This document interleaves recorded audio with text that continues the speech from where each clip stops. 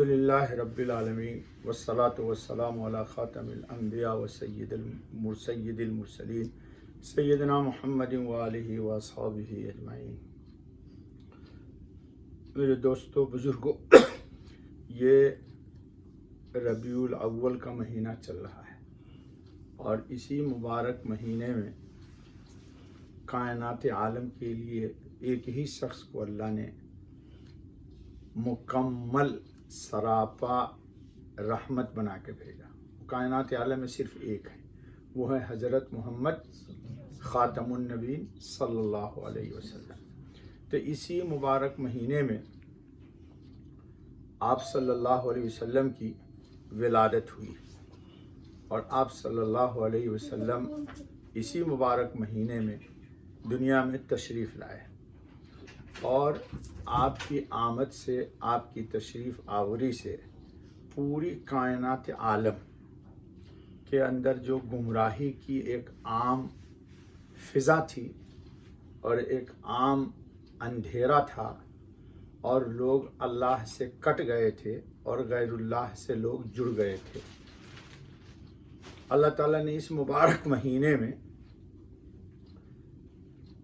تمام کی تمام گمراہیوں کے بادلوں کو چھانٹ دیا اور ہدایت کی کرن اور ہدایت کی روشنی حضرت محمد خاتم النبیین صلی اللہ علیہ وسلم کی آمد سے دنیا میں اجاگر ہو گئی، اور اس کا مشاہدہ بھی ہوا۔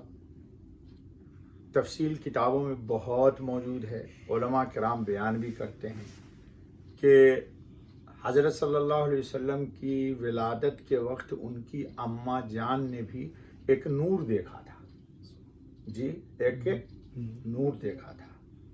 اس کی تفصیل میں ہم نہیں جاتے، اور بزرگوں نے لکھا کہ خصوصیات انبیاء میں یہ بھی ہے کہ نبی کی ولادت کے وقت ان کی ماں نور دیکھا کرتی ہیں، تو حضرت آمنہ نے بھی دیکھا۔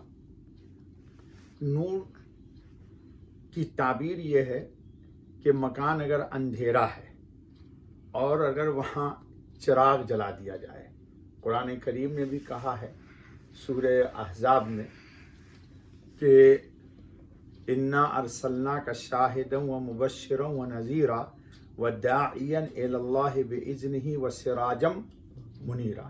حضور اکرم صلی اللہ علیہ وسلم کو چراغ سے تشبیہ دی گئی، کیونکہ چراغ سے فائدہ حاصل کرنا آسان ہے۔ اگر بہت تیز آگ جل رہی ہو تو آپ قریب نہیں جائیں گے اس کے، لیکن چراغ سے چراغ جلتا ہے۔ تو اگر کسی مکان میں چراغ جلا دیا جائے تو وہاں کی روشنی، اندھیرے خود بخود ختم ہو جائیں گے اور مکان روشن ہو جائے گا۔ اسی طرح جس قلب کے اندر حضرت خاتم النبیین محمد الرسول اللہ صلی اللہ علیہ وسلم کی رسالت پر ایمان اور رسالت کا چراغ جل جائے گا تو وہ قلب بھی روشن ہو جائے گا، وہ قلب بھی روشن ہو جائے گا۔ حضور صلی اللہ علیہ وسلم کی ولادت کے بعد جو عرب کا عام دستور تھا کہ بچے دوسری ماؤں کے دودھ پیا کرتے تھے، تو حضور صلی اللہ علیہ وسلم چونکہ یتیم تھے، کوئی بھی جاتا تھا، کوئی بھی ماں جاتی تھی، پوچھتی تھی اس کا باپ کون ہے، بھائی لوگ بول دیتے کہ اس کا باپ وصال کر گیا۔ تو یہ جان کر کے کہ یہ تو یتیم بچہ ہے، ہم کو کون، اس کا باپ ہی زندہ نہیں ہے، ہم کو ہدیہ تحفہ کون دے گا، نذرانے کون دے گا؟ تو ساری عورتوں نے مکے کے مارکیٹ میں حضور اکرم صلی اللہ علیہ وسلم کو چھوڑ دیا۔ مائی حلیمہ نے مادیت کو نہیں دیکھا کہ مال ملے گا نہیں ملے گا، بس یہ نصیب کی بات تھی، بس یہ نصیب کی بات ہے۔ ہمارے یہاں مثل مشہور ہے کہ مرغی ہے نا، وہ دانہ چوگتی ہے، لیکن دانہ چوگتے ہوئے وہ پتھر کو اٹھا کے کھا لے گی، لیکن اگر ہیرا مل جائے تو اس کو چونچ مار کے تھوک کر کے چھوڑ دیتی ہے ہیرا۔ صحیح بات ہے یہ کہ ہیرے کو چھوڑ دیتی ہے۔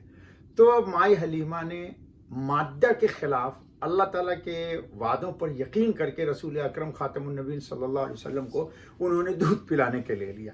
اب لیتے ہی ان کے زندگی میں برکت آ گئی، ان کی چھاتیوں میں جو دودھ تھا اس سے زیادہ دودھ آ گیا۔ اونٹنی سب سے کمزور تھی، وہ سب سے تگڑی ہو گئی۔ اونٹنی کو کے تھن میں دودھ نہیں تھا، خشک تھا، وہ بڑھ گیا۔ بکریوں میں دودھ میں بڑھ گیا، اور سب لوگوں کے اونٹ سے آگے نکل گئی. تو حضور اکرم کو ظاہری طور پر ابھی نبوت نہیں ملی ہے، مائی حلیمہ نے قبول کیا تو اللہ تعالیٰ نے ان کے گھر کو رحمتوں سے بھر دیا. آج بھی جس دور سے ہم اور آپ ابھی گزر رہے، اس دور میں بھی اگر کوئی یقین کے ساتھ مائی حلیمہ کی طرح حضور اکرم خاتم النبیین صلی اللہ علیہ وسلم کی ولادت کی صحیح خوشی یہ ہے کہ آپ صلی اللہ علیہ وسلم کی سیرت اور سنت اور آپ صلی اللہ علیہ وسلم کی دیے ہوئے ہدایات پر عمل کرے تو اس کا ظاہر اور باطن دونوں ہی منور اور پرکیف ہو جائے گا.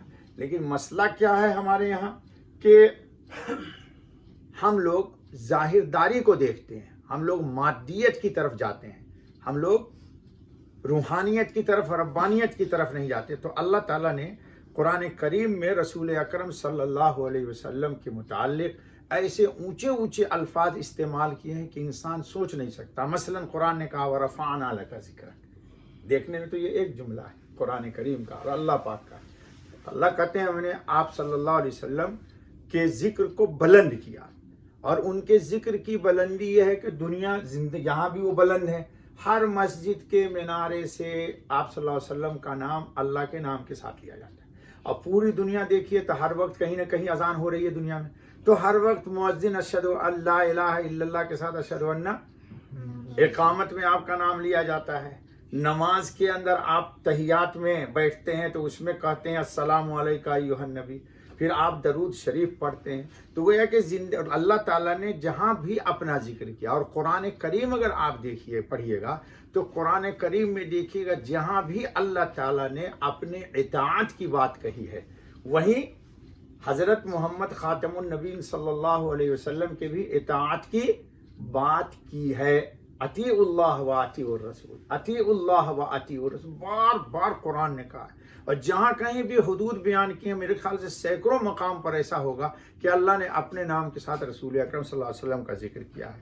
تو حضرت ابراہیم علیہ السلام نے دعا کی تھی کہ اے اللہ ربنا وابعث فیہم رسولا منہم، کہ اللہ انہی میں ایک رسول بھیجیے. اللہ نے ان کی دعا کو قبول کی. خود حضور نے بھی فرمایا کہ میں ابراہیم علیہ السلام کی دعا ہوں اور عیسیٰ علیہ الصلوۃ والتسلیم کی میں بشارت ہوں. حضور اکرم صلی اللہ علیہ وسلم نے فرمایا کہ اللہ نے قرآن میں اللہ نے فرمایا کہ بے شمار اللہ نے مومنین پر احسان کیے ہیں. ان احسان میں ایک احسان سب سے بڑا یہ ہے کہ اللہ تعالیٰ نے مسلمانوں میں، ہم لوگوں میں ایک نبی رحمت بھیج دیا. تو اللہ تعالیٰ ہم سب کو توفیق عطا فرمائے کہ ہم اپنے نبی رحمت کی ہدایت کو قبول کر کے ہم بھی رسول اکرم کی رحمت سے قیامت کے دن مستفید ہونے والے بن جائیں. اللہ تعالیٰ ہم سب کو نیکی کی توفیق فرمائے.